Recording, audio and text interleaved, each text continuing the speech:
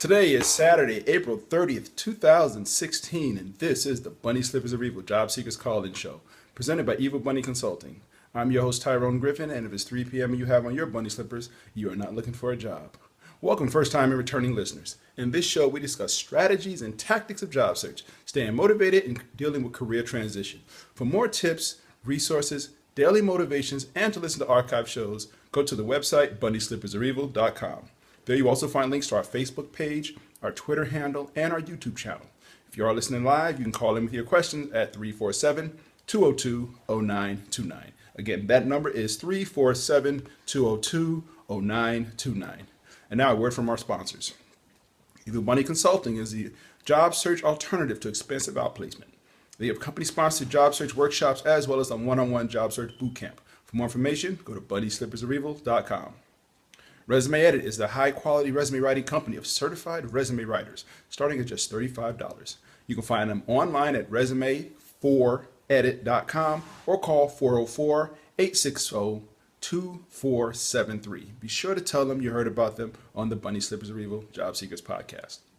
Let 3dresumes.net turn your resume into a web page with a customized domain for 12 months for only $30. Help hiring managers and recruiters find you. Make your resume available 24/7 and get a free professional email address just for your job search. You can see my online resume at tyronegriffin.com, and for more information on how to get your own, go to 3dresumes.net. If you are thinking or about to look for a job in today's world, you will find a new reality in the job search process. The world has changed. Job search today is much more complicated than 5 years ago. Volumes of resumes, more applicant screening systems, depersonalized applications, panel interviews, team hiring, long complicated applications, branding and social media. Yes, the world has changed. But have you? Are you still trying yesterday's approach? Why struggle and miss out on today's opportunities? Career Oyster is here to help. The great coaches, the latest resources, unique strategies personally tailored to your job search. Find out the new reality and how you can prevent costly mistakes. To register for a free 45-minute private session with head coach Howard Caddy, go to careeroyster.com. Find out the facts now. You'll be glad you did. Remember their motto, the world is your oyster, be the pearl. Well, good morning, everybody, and welcome. This is the last Saturday of the week. Ooh, yeah, it's also the last Saturday of the month. So let me get my stuff right here. I apologize for last week's video, but I think it turned out well. So we were able to pull that rabbit out of the hat. As you can see, I found my multi-$100 video system again. So we're doing video again this week as usual. So this is the last week of this month, and the theme for this month was job search disasters. We talked about the documents. We talked about networking. We talked about disasters with long-term unemployed, and today I'm going to try to wrap it all up, put a pretty bow on top, and we'll be good to go. So with that, is there any other announcements I got? Nope. Everybody who did go and watch the YouTube video I did of the speech I did at the Roswell United Methodist Church a couple of weeks ago, I thank you for your feedback. I thank you for all the input you gave me and the feedback, and it was truly appreciated. And everybody who was there and who has since friended me on or linked to me on LinkedIn, thank you. If I can do anything to help, please let me know, and we'll keep it moving. Excuse me. Now, like I said, we've talked about, the documents, if you screw up your resume, your cover letter, your business cards even, or your marketing plan, your search profile, and you can recover from those things. And we talked about, if you screw up in your network. And we also talked about, those mistakes you start making as long-term unemployed. And I think I need to backtrack on a little bit because it's hard to say something is a mistake. There are very, very few Titanic level job search disasters. I remember the line from Cheers when they asked Cliff Clavin, why do postmen go postal, as they say? And he said, you don't understand. He said, the mail, it just keeps coming and coming and coming and coming. And that's how it is with jobs. You mess up on an interview today, chances are in another week, another month, maybe, there'll be more jobs. Now, that assumes you haven't, burned a bridge. Burning bridges usually comes through hubris, through your attitude. You know, it all starts with your attitude. You have to, that corny saying, you have to have an attitude of gratitude. If you have an ego, big ego problem, being unemployed will get rid of it for you, or at least it should. Some people it doesn't. I tell the story often about when I did we did the mock interviewing with the Department of Labor, and he graded us afterwards, and with excuse me, in the interest of openness and honesty, they listed me as the second most arrogant person in the room, which I didn't get. But they also, the person who was listed as, who was labeled as most arrogant, I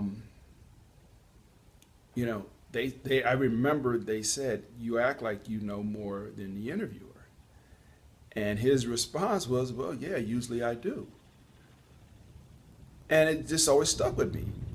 The thing is, the interviewer has a job. You could be the smartest person in the world, but you don't have a job.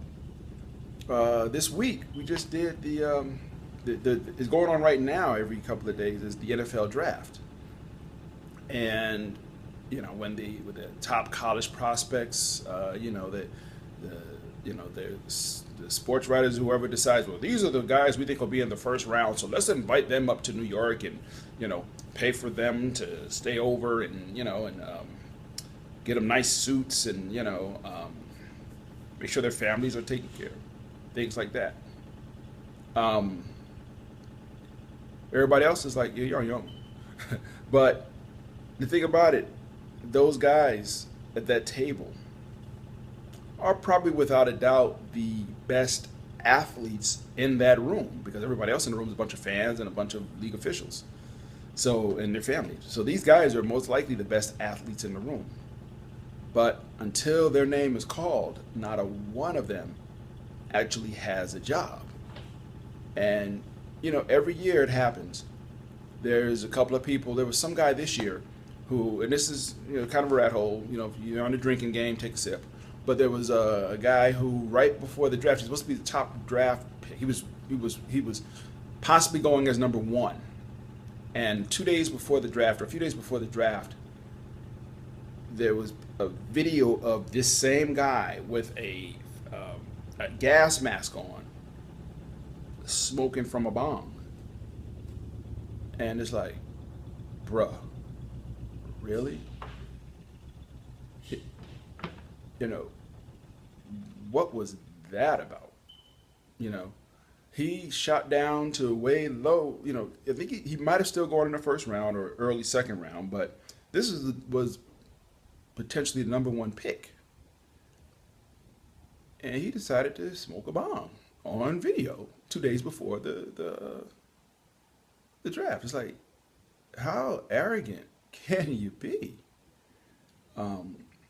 We all know the story of Johnny Manziel. 2 years ago, he got drafted and he walks across the stage, making the money sign. 2 years later, this guy is pretty much, he's out of the league, at least for the time being, and he's been arrested. He's been charged with assaulting his girlfriend. And on the field, he didn't perform as they expected. And then he was out, he's got a drinking, we call it a substance abuse problem, which, I don't make light of that because a lot of people have it. But just 2 years ago, this guy was making the money sign like, I'm all world, all God, all hail me. And look at him now. 2 years later, he's out of the league. You got to be humble. I don't get why anybody's not humble. Anyway, I understand, because I think, there are times I've gotten arrogant. Excuse me. And I caught myself being slightly what I would call arrogant. and I checked myself. Um, it sounds weird. I'll let you in a little bit what goes on inside my head. Pretty much every day before I get out of when I get to work, before I get out of the car, I I always pray and I say, Mom and Dad, let me just make you proud today. And I was on a roll. I mean, I'm doing the feedback I get at my job is great. I'm blessed. I have a job that I love, and the feedback I get from my superiors is that I'm doing a really good job. And it went to my head for a minute, and it went to my head in the sense that that one morning I prayed, Mom and Dad, let me continue to make you proud. And I said it, I think maybe once, and it caught it, and I was like, whoa. That's, my mother and father are both have passed. And I realized that was very presumptuous of me, to assume, that might seem like a minor thing to people, but I don't ever want to be arrogant in any way. I don't ever want to be that conceited that I make an assumption. I mean, even with this podcast, I hope to God I'm helping someone. But I'm not going to sit here and say, well, I've helped thousands of people, because it's irrelevant. If I have helped, it's that I've tried. That to me is what's important, that I've tried to help, that I've sincerely, and I can continue to sincerely make an effort to try to help people. That's all that's important to me, believe it or not. It's up to you people. It's up to the people listening to determine for themselves if I have helped them. If they feel I've helped them, I'm thankful. If they don't feel I've helped them, I hope they realize that I have sincerely tried. That's what's important to me. So I don't want to ever make an assumption of my performance, if that makes any sense. I don't want to ever, get on that horse and say, oh, I know I'm the greatest podcaster in the world, or, doesn't matter how many listeners I have to this show, I'm still trying to help as many people as I can. If I get more listeners, I want that. I want to be able to be in a position to help as many people as possible. But it doesn't make me necessarily a great podcaster because I have a lot of listeners. Just like, okay, this is a rat hole. I saw The Revenant. That was a good movie. I mean, I'm not going to say anything. Do I think Leonardo deserved the Oscar for it? Not particularly. I mean, nothing against, I don't mean any disrespect to his performance. It's a great performance. But, the movie, for all this, the plot is pretty much right there. But when I saw the movie, I was like, okay, it was a nice movie. But, Idris Elba and Beast in No Nations, that should have got it, but that's a whole other story. But I forgot where I was going with that rat hole. So take a double sip. But my point is this. I don't ever want to come across as arrogant or conceited or anything like that to anyone. I honestly, truly don't. I've been blessed in my career. I have been truly, truly blessed for the things I've been through in the last 5 to 10 years, and to still be here, to still have a job, to still have a place to stay. I'm not going to sit here and be arrogant about it. I've been blessed, and that's the nicest thing I can say. I have truly been blessed. It's like, yeah, do my hard work and prayer. Okay, more prayer than hard work, I think. But has my life turned out the way I wanted? Nah. It's turned out okay. I cannot be upset with it. But I'm not going to sit here and go, I planned all this. No, you didn't. You fell into it. Anyway, my point is this. That arrogance. I referred to Johnny Manziel. And I wish him all the luck because apparently he got some substance abuse problems. So I wish him all the luck. I'm not laughing at him in any way. I wish him luck. But the arrogance that he had when he got drafted, the arrogance he had his first year, when people start saying, "Dude, you got a substance problem. You need to get that checked," and the team tried to tell him, put part of his contract that, you can't party. And he's like, no, I won't party. I'm gonna be a good guy. And then like the next weekend, he's out at South by Southwest or whatever, just hanging out, having a good time, and taking videos and everything else. But if you think about it, most job search disasters are just like job disasters. They come about because of arrogance, of overconfidence, trying to take from someone else. How many times you've seen somebody get stabbed in the back at work? Not literally, but from a corporate, the game, corporate America,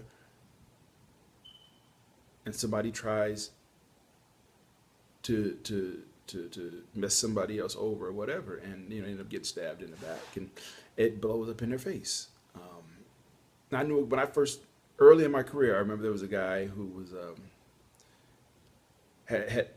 who had at one point been a rising star, and he had at some point had pissed somebody off, and his star, it didn't crash and burn, it just plateaued, and he never got beyond that level, and it didn't dawn on him for years. That's how mistakes happen. You make a mistake, and sometimes you realize it immediately, but a lot of times you don't realize you've made a mistake for years. And then you look back and go, oh yeah. It's like somebody, I just feel like a new car. And, they have a car, it's working fine, it's paid for, and I feel like a new car. And they go out and get a $400 or $500 car note. And a couple of years later, not that anything unforeseen happens, but just the normal stuff is going on. And a couple of years later, they realize, yeah, I shouldn't have bought that car. I mean, I could look at myself when I got when I bought my house. There's no way I should have got that mortgage. Looking back on it, there's no way. But they gave it to me. But again, you make mistakes and you don't realize them. But again, those mistakes, those disasters on the job or during your search, they all come about because of arrogance. So what you have to do is get your attitude right. You can always recover because there's always more jobs coming. There's always more people coming. Now, yes, you have situations where people know each other and they can badmouth you in an industry. But invariably, everybody is not going to listen to one person. So if you have a bad experience with one person, I have one company, I never go back there because when I left, it was ugly. But they aren't the whole industry. And after leaving that company, I have since worked for 2 other companies in that same industry, so you can always recover. You can always recover that, and that's the thing to think. So you have to, get your attitude right, and maybe it means swallowing your pride. In job search, when you're arrogant, you do things like, you remember the business card poker shuffle? We just everybody gets a card kind of thing, and it's like, oh, well, you have my card, you will help me because I'm great. Doesn't happen. Excuse me. But you have to, the first step to recover from any disaster is to acknowledge, even if it's just to yourself, acknowledge, I screwed up. And this is how I screwed up. Okay, acknowledge, well, they didn't care for me. Did you screw up? Okay, did you walk into that interview with your chest puffed out, with your $500 tie, and your $200 hanky, and your $1,700 suit, and your $85 Supercuts haircut or whatever, and your eye was like this, and and you just, hi, what can you do for me? And you had that arrogance about you. C-level executives have that problem a lot, because they've been basically told for a good part of their career that they are gods and goddesses, and when they find themselves unemployed, they have to look for the same level of job, and because that's where their livelihood and their lifestyle is. And, I know a few, not many, but I know a few C-level or former C-level executives, and I know a few D-level executives that, are now, as they call them, individual contributors, you know, um, and maybe they're taking pay that's half what they used to get. Um, and, it's that idea of, I worked myself up to this level of compensation. Um, I know somebody personally who, went to their boss and was, was, my level, my age group people are making this. I should be making this. Really? Because everybody at your age group is making that? Really? Don't have arrogance, man. Like I said, I know a few, D level, maybe one or two C level executives who are not there anymore. That's the reality of their world. They can accept it and say, okay, how can I make the best of this situation? Or they can sit and say, no, I'm a senior VP of internet. I'm not an analyst. Okay, well, right now we need an analyst. So take it or leave it. You know, um, you can say, well, you know what? And I remember the movie Coming to America, and I loved the role Hakeem, I think his name was, that Eddie Murphy played. This guy was a prince in his own country when he came to this country. I know it was a movie, but the character, he was so humble.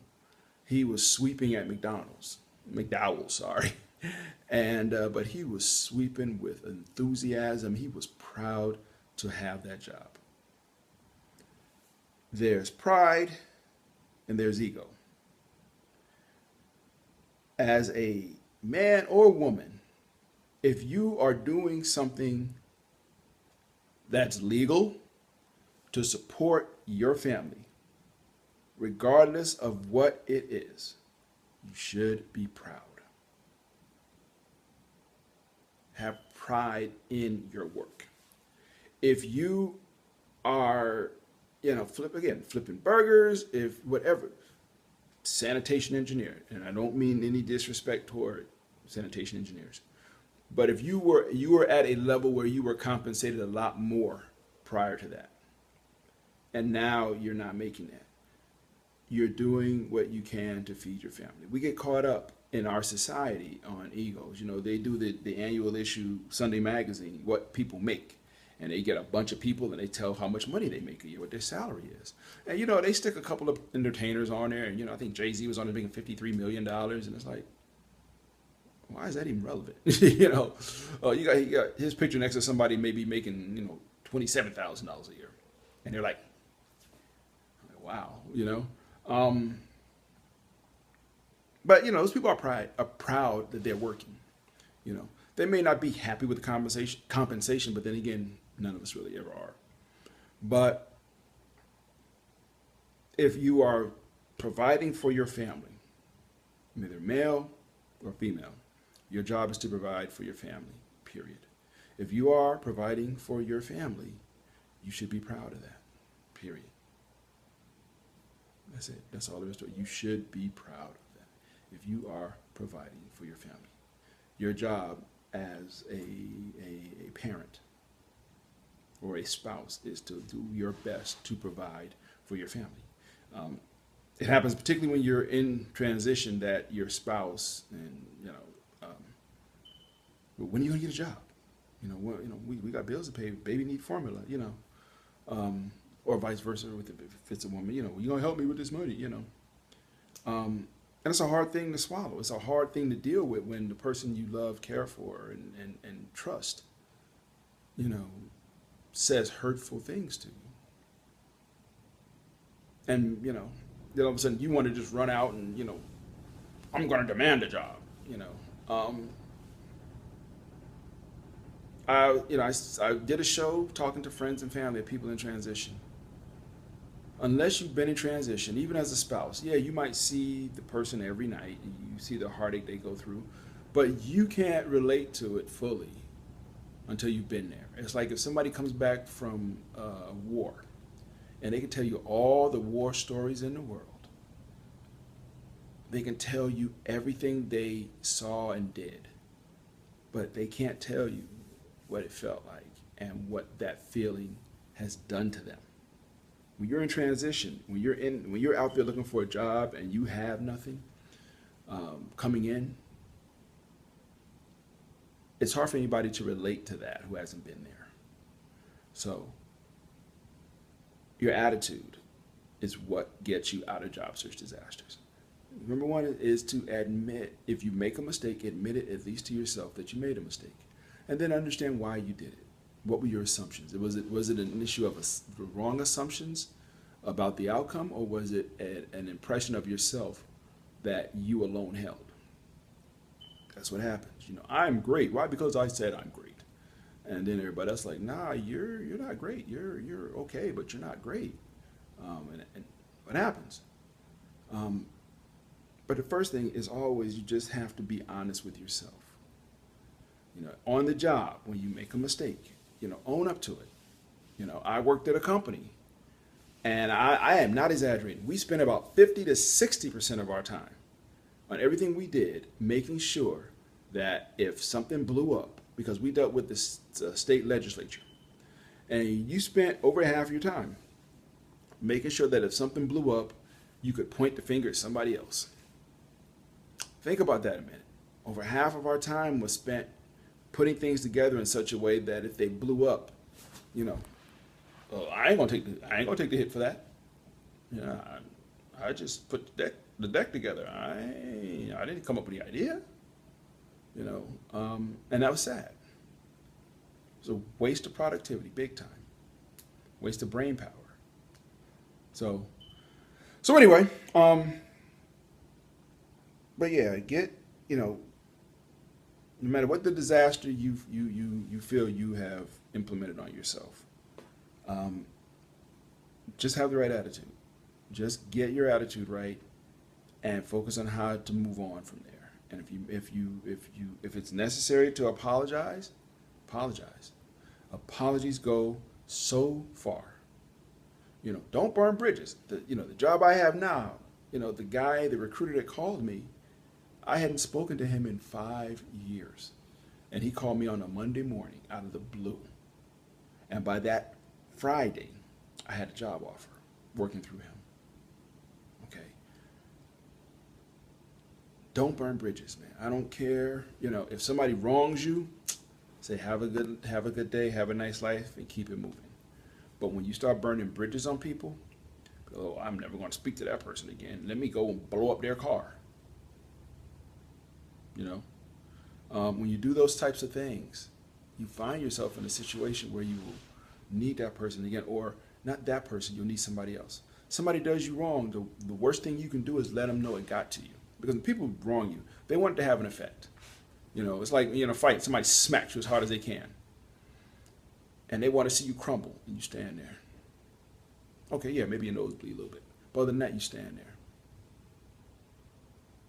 Burns them up. Don't give them the satisfaction. Anyway, jumped around a bit. I apologize. It's a drinking game. People, you guys are toe up right now. But anyway, thanks for listening, people. If you're listening on the website, feel free to subscribe in iTunes. And if you like the show, please leave feedback, because that would help other people find the show, as well as I truly appreciate it. If you have any suggestions for a topic you would like me to cover in either the podcast or a money tip, please send it to me at Tyrone@bunnyslippersevil.com. When you land, please don't forget us. Please support this show by visiting our cafe press store and buying a t-shirt, a water bottle, a coffee mug, a clock, or a sweatshirt as a memento of your time in transition, because I don't want you to forget this time. Because the moment you forget what it feels like right now is the moment you set yourself up to be coming right back here again. So with that, people, it's going to end the show. Wow, almost right on time. As always, I thank you for your time. I thank you for your patience with me. I appreciate your feedback. If I've helped anybody, I'm glad that I have. If I haven't helped, I'm working on it. But next week we start the new month, and I got a milestone birthday coming up, so I'm getting old. But I haven't come up with a theme yet. But next week we do first Saturday of the month. It will be Job Search Q&A. So if you got any questions, hit them to me on Twitter, the website, or Tyrone@bunnyslippersevil.com, and we'll try to cover them next week's show. With that, I'm going to end. Take care, everybody. Have a good week. God bless, and I will talk to you soon. Bye-bye.